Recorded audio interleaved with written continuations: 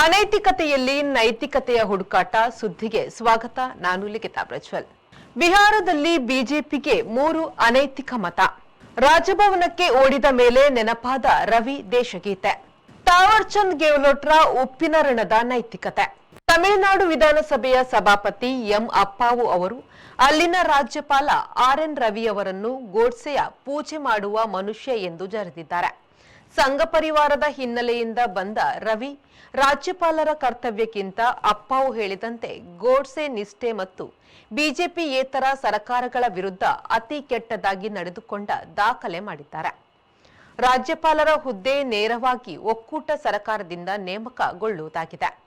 ಹಿಂದೆ ಕಾಂಗ್ರೆಸ್ಸಿನಿಂದ ನೇಮಕಗೊಂಡ ರಾಜ್ಯಪಾಲರಲ್ಲಿ ಕೆಲವರು ಸಣ್ಣ ಮಟ್ಟಿಗೆ ಕಾಂಗ್ರೆಸ್ಸೇತರ ಪಕ್ಷಗಳ ಸರ್ಕಾರಗಳ ಜೊತೆಗೆ ಆಟ ಆಡಿದ್ದಿದೆ. ಆದರೆ ಬಿಜೆಪಿಯಿಂದ ನೇಮಕಗೊಂಡ ರಾಜ್ಯಪಾಲರು ಬಿಜೆಪಿಯೇತರ ಸರ್ಕಾರಗಳ ಜೊತೆ ಆಟ ಆಡುವುದನ್ನೇ ಬಹುತೇಕ ಅಭ್ಯಾಸ ಮಾಡಿಕೊಂಡಿದ್ದಾರೆ. 3 ತಿಂಗಳ ಹಿಂದೆ ಕೇರಳದ ರಾಜ್ಯಪಾಲ ಆರಿಫ್ ಮೊಹಮ್ಮದ್ ಖಾನ್ ಅವರು ಮಳೆಗಾಲದ ಜಂಟಿ ಅಧಿವೇಶನದ ವೇಳೆ ರಾಜ್ಯಪಾಲರ ಭಾಷಣದ ಕೊನೆಯ ಕೆಲವು ವಾಕ್ಯ ಓದಿ ಸುಮ್ಮನಾಗಿದ್ರು. ಕಮ್ಯುನಿಸ್ಟ್ ತತ್ವ ಹಿಡಿಸದ ಇವರನ್ನು ಕಮ್ಯುನಿಸ್ಟ್ ಆಳ್ವಿಕೆಯ ರಾಜ್ಯದಲ್ಲಿ ಬಿಟ್ಟು ಕೇಂದ್ರದ ಬಿಜೆಪಿ ಚೆಂದ ನೋಡುತ್ತಿದೆ. ಜಂಟಿ ಅಧಿವೇಶನ ಉದ್ದೇಶಿಸಿ ರಾಜ್ಯಪಾಲರು ಮಾಡುವ ಭಾಷಣವನ್ನು ಆಯಾ ರಾಜ್ಯ ಸರ್ಕಾರಗಳು ಸಿದ್ಧಪಡಿಸುತ್ತದೆ. ಹಾಗಾಗಿ ಆ ಭಾಷಣದಲ್ಲಿ ಆಯಾ ರಾಜ್ಯ ಸರ್ಕಾರಗಳ ಒಲವು ನಿಲುವು ಮತ್ತು ಕೆಲವೊಮ್ಮೆ ತುತ್ತೂರಿ ಇರುತ್ತದೆ. ಇದೇ ರೀತಿ ಸಂಸತ್ ಅಧಿವೇಶನದ ವೇಳೆ ಜಂಟಿ ಸಭೆಯಲ್ಲಿ ಮೊದಲು ರಾಷ್ಟ್ರಪತಿಗಳು ಓದುವ ಭಾಷಣವು ಒಕ್ಕೂಟ ಸರ್ಕಾರ ಸಿದ್ಧಪಡಿಸಿದ್ದು ಆಗಿರುತ್ತದೆ. ಹಾಗಾಗಿ ಅದು ಆಳುವ ಸರ್ಕಾರದ ನೀತಿಗಳನ್ನು ಹೇಳುತ್ತದೆ. ಕೊಚ್ಚಿಕೊಳ್ಳುವುದು ಇರುತ್ತದೆ. ರಾಷ್ಟ್ರಪತಿ ಇಲ್ಲವೇ ರಾಜ್ಯಪಾಲರುಗಳ ತಯಾರಾದ ಭಾಷಣದ ಪ್ರತಿಯು ಅವರಿಗೆ ಓದುವುದಕ್ಕೆ ಮೊದಲ ದಿನವಷ್ಟೇ ಸಿಗುತ್ತದೆ. ಕೆಲವರು ಬುದ್ಧಿವಂತಿಕೆಯಿಂದ ತಮ್ಮ ಟಿಪ್ಪಣಿ 1-2 ಸಾಲು ಭಾಷಣದ ವೇಳೆ ಸೇರಿಸುತ್ತಾರೆ. ಕೆಲವರು ಬುದ್ಧಿಪೂರ್ವಕವಾಗಿ 1-2 ಸಾಲನ್ನು ಬಿಡುತ್ತಾರೆ. ಅವೆಲ್ಲ ಯಾವುದೇ ಸಮಸ್ಯೆ ತರುವುದಿಲ್ಲ. ಬಿಜೆಪಿಯ ರಾಜ್ಯಪಾಲರುಗಳು ಸಮಸ್ಯೆ ಮಾಡುವ ಹವ್ಯಾಸ ಹೊಂದಿದ್ದಾರೆ. ಆದರೆ ನಿತ್ಯವಲ್ಲ, ಕೆಲವೊಮ್ಮೆ. ಕರ್ನಾಟಕದ ರಾಜ್ಯಪಾಲ ತಾವರ್ಚಂದ್ ಗೆಹ್ಲೋಟ್ ಕಾಂಗ್ರೆಸ್ ಸರ್ಕಾರದ ಮಸೂದೆಗಳನ್ನು ಹಿಂದೆ ಕಳುಹಿಸಿದ ಕೆಲವೊಮ್ಮೆ ಅನಗತ್ಯದ ವಿವರ ಕೇಳಿದ್ದು ಮಾಡಿದ್ದಿದೆ. ಆದರೆ ಕಾಂಗ್ರೆಸ್ ಸರ್ಕಾರ ತಯಾರಿಸಿದ ಭಾಷಣ ಓದಿ ತಾವರ್ಚಂದ್ ಗೆಹ್ಲೋಟ್ ಅವರು ರಾಜ್ಯಪಾಲರ ಹುದ್ದೆಯ ಘನತೆ ಉಳಿಸಿದ್ದಾರೆ. ಅಧಿವೇಶನದ ಆರಂಭದ ಜಂಟಿ ಅಧಿವೇಶನದಲ್ಲಿ ಮೇಲ್ಮನೆ ಕೆಳಮನೆ ಸದಸ್ಯರು ಸೇರಿರುತ್ತಾರೆ. ಎಲ್ಲರೂ ರಾಷ್ಟ್ರಪತಿಗಳಿಗೆ ರಾಜ್ಯಪಾಲರುಗಳಿಗೆ ಗೌರವ ವಂದನೆ ಸಲ್ಲಿಸುತ್ತಾರೆ. ಗದ್ದಲ ಸದ್ದುಗಳ ಅಧಿವೇಶನಕ್ಕೆ ಆರಂಭ ಮಾತ್ರ ಸೌಹಾರ್ದ, ಪರಸ್ಪರ ಗೌರವ, ಕೈಕುಲುಕು, ಕುಶಲೋಪರಿ ಮೊದಲಾದವುಗಳ ಮೇಳೈಸುವಿಕೆ ಆಗಿರುತ್ತದೆ. ರಾಜ್ಯಪಾಲ ತಾವರ್ಚಂದ್ ಗೆಹ್ಲೋಟ್ರು ಓದಿದ ಭಾಷಣದಲ್ಲಿ ಅವರ ಕೇಂದ್ರದ ಬಿಜೆಪಿ ಸರ್ಕಾರದ ಟೀಕೆ ಸಾಕಷ್ಟಿತ್ತು.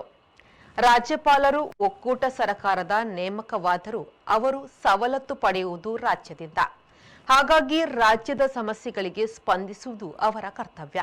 ತಾವರ್ಚಂದ್ ಸಹಿತ ಸಾಕಷ್ಟು ರಾಜ್ಯಪಾಲರು ಹಾಗೆಯೇ ನಡೆದುಕೊಂಡಿದ್ದಾರೆ. ತಮಿಳುನಾಡು ರಾಜ್ಯಪಾಲ ರವಿಯವರು ಜಂಟಿ ಸಭೆ ಹೊಕ್ಕವರು ರಾಷ್ಟ್ರಗೀತೆ, ಶಿಷ್ಟಾಚಾರ, ಗೌರವ ವಂದನೆ ಎಲ್ಲದಕ್ಕೂ ಮೊದಲು ಈ ಪುಂಗಿ ಭಾಷಣವನ್ನು ನಾನು ಓದುವುದಿಲ್ಲ ಎಂದರು. ಕೂಡಲೇ ಸ್ಪೀಕರ್ ಎಂ ಅಪ್ಪಾವು ಅವರು ಗೋಡ್ಸೆಯ ಪೂಜೆ ಮಾಡುವ ವ್ಯಕ್ತಿ ನೀವು ಎಂದರು. ಡಿಎಂಕೆ ಕಾಂಗ್ರೆಸ್ ಸದಸ್ಯರು ರಾಜ್ಯಪಾಲರ ವಿರುದ್ಧ ಸ್ವರ ತೆಗೆಯುತ್ತಲೇ 4 ನಿಮಿಷದಲ್ಲಿ ರವಿಯವರು ನಿರ್ಗಮಿಸಿ ಹೋದರು. ಇಡೀ ಜಂಟಿ ಸಭೆ ಮೌನವಾಗಿ ಕುಳಿತಿತು. ಆಳುವ ಪಕ್ಷದ ಸಹಿತ ಪ್ರತಿಪಕ್ಷಗಳವರು ಸಹ ಮೌನ ಪ್ರತಿಮೆಗಳಾದರು ಎಂದರೆ ರಾಜ್ಯಪಾಲ RN ರವಿ ಹೇಗೆ ನಡೆದುಕೊಂಡಿರಬೇಕು? ಸ್ಪೀಕರ್ ಅವರು ಓದದ ಭಾಷಣವನ್ನು ಕಡತಕ್ಕೆ ಸೇರಿಸಲು ಆದೇಶ ನೀಡಿದ್ರು. ರಾಜಭವನ ಸೇರಿದ ಮೇಲೆ ರವಿಯವರಿಗೆ ರಾಷ್ಟ್ರಗೀತೆ ನೆನಪಾಗಿದೆ. ಒಂದೇ ಮಾತರಂ ಗೀತೆಯನ್ನು ಸ್ವಾತಂತ್ರ್ಯ ಹೋರಾಟದಲ್ಲಿ ಬಳಸಿದವರು ಕಾಂಗ್ರೆಸ್ಸಿಗರು.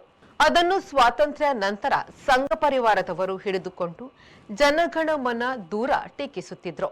ಒಂದೇ ಮಾತರಂ ಗೀತೆಯನ್ನು ರಾಷ್ಟ್ರೀಯತೆಗೆ ತಕ್ಕಂತೆ ಹಾಡದೆ ಬಂಕಿಮಚಂದ್ರ ಚಟರ್ಜಿಯವರು ಮೂಲದಲ್ಲಿ ಬರೆದ 10 ನಿಮಿಷ ಕಾಲದ್ದನ್ನೆಲ್ಲ ಸಂಘದ ಸಭೆಗಳಲ್ಲಿ ಹಾಡುವುದು RSS ಮರ್ಜಿ.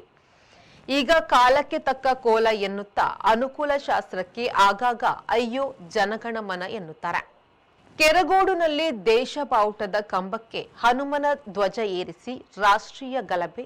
ಮಂಗಳೂರಿನ ವೆಲೆನ್ಶಿಯಾದಲ್ಲಿ ಸಿಸ್ಟರ್ ವಿರುದ್ಧ ಕ್ರಮಕ್ಕೆ ಹೋಗಿ ಶಾಲಾ ಮಕ್ಕಳಿಂದ ಜೈ ಶ್ರೀರಾಮ್ ಕೂಗಿಸಿದ ಶಾಸಕ ವೇದವ್ಯಾಸ್ ಕಾಮತ್.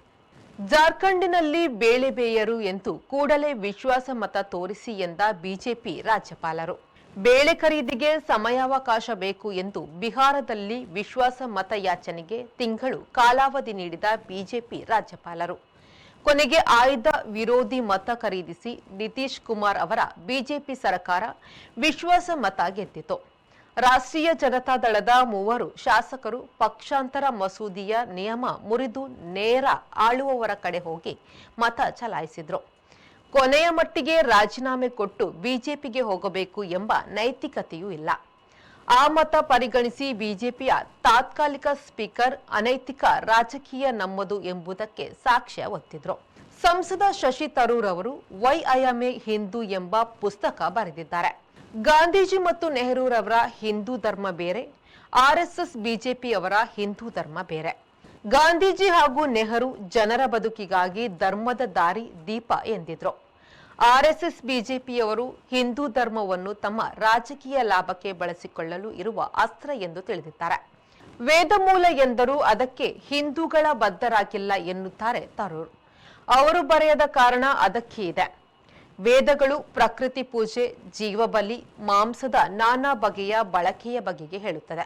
ವೇದಗಳಲ್ಲಿ ರಾಮ, ಕೃಷ್ಣ ಮೊದಲಾದ ಅನಂತರದ ದೇವರುಗಳ ಹೆಸರೇ ಇಲ್ಲ. ಕೆರಗೋಡಿನಲ್ಲಿ ದೇಶ ಬಾವುಟದ ಕಂಬಕ್ಕೆ ಹನುಮಂತ ಬಾವುಟ ಏರಿಸಿ ಗಲಾಟೆ.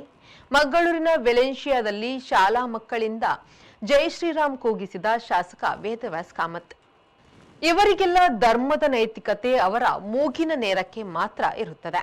ಇದು ಈ ಹೊತ್ತಿನ ಸುದ್ದಿ. ನಿರಂತರ ಸುದ್ದಿ ಮತ್ತು ಮನರಂಜನೆಗಾಗಿ ವಿ4 ನ್ಯೂಸ್ನ ಫೇಸ್ಬುಕ್ ಪೇಜ್ ಫಾಲೋ ಮಾಡಿ ಹಾಗೂ ಯೂಟ್ಯೂಬ್ ಚಾನೆಲ್ ಸಬ್ಸ್ಕ್ರೈಬ್ ಮಾಡಿ.